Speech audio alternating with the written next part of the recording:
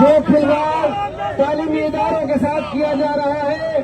آپ لوگوں نے اگر بیداری کا ثبوت نہ دیا، آپ لوگوں نے اگر اس کھلواڑ کو اپنی جان پر اور اپنے خون پر روکنے کی کوشش نہ کی تو پنجاب کے غریب عوام پر تعلیم کے دروازے بند کیے جا رہے ہیں۔ یہ سازش ہو رہی ہے میرے دوستوں اور ساتھیوں۔ 1,35,000 سیٹ خالی پڑی ہے اور 3 مہینے کے لیے STIs رکھی جا رہے ہیں۔ شرم آنی چاہیے۔ بچت کے نام پر کبھی بجلی کے بلوں میں اضافہ کیا جا رہا ہے، کبھی تعلیمی ادارے بند کیے جا رہے ہیں، کبھی پیٹرول مہنگا کیا جا رہا ہے، لیکن بچت ان کاموں میں نہیں ہونی۔ بچت میرے دوستوں اور ساتھیوں اس صورت میں ہوگی کہ یہ لوگ جو ہمارے اوپر مسلط ہیں، ان کو اپنے چوری کے گھر بیچنے پڑیں گے، ان کو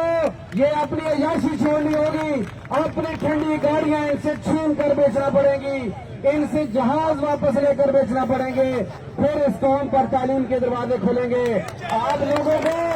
آپ کے بچوں کو صرف اور صرف اس لیے تعلیم سے دور رکھا جا رہا ہے آپ کو پتہ ہی نہ چلے کہ آپ کے ساتھ ہو کیا رہا ہے۔ اس لیے نجکاری کے خلاف اور تعلیمی اداروں اور تعلیم کے ساتھ جو کھلواڑ ہو رہا ہے، ہم